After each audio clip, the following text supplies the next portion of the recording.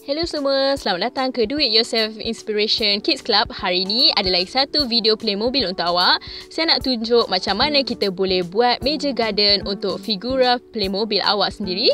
Macam mana nak buat dengan apa yang kita perlukan, saya tunjuk sekarang. Untuk meja ni awak perlukan stiker ataupun cardboard yang awak boleh lukis sendiri.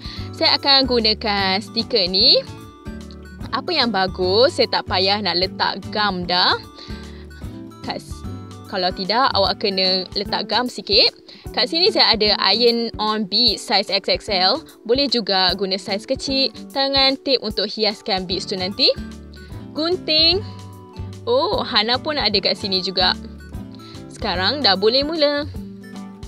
Saya nak mula dengan tape semua beads tu. Letak kat sini.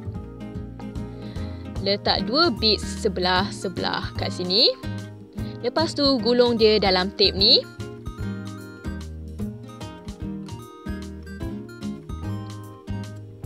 Tak kisah kalau ada terlebih sikit.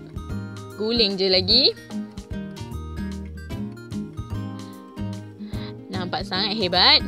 Lepas tu saya letak lagi satu bead kat belah sini.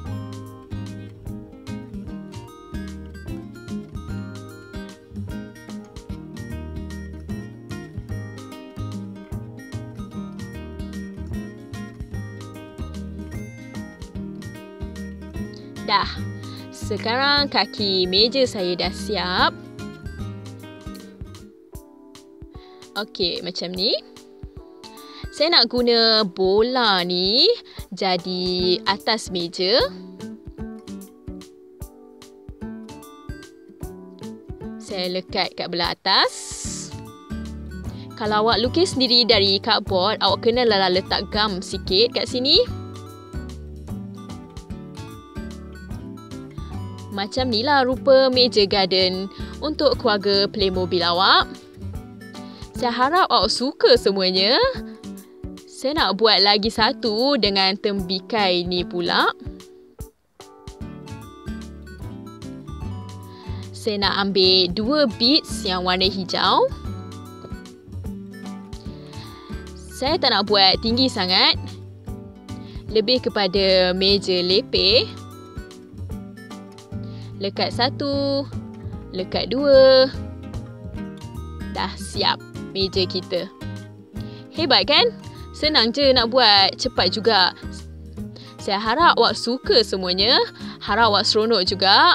Kalau ya, bolehlah bagi thumbs up. Saya kelas saya nanti. Kalau ada cadangan, soalan dan harapan, bolehlah tulis kat komen kat bawah. Boleh juga subscribe saluran kami kalau awak nak.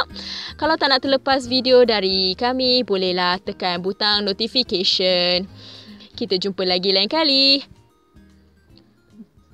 Bye.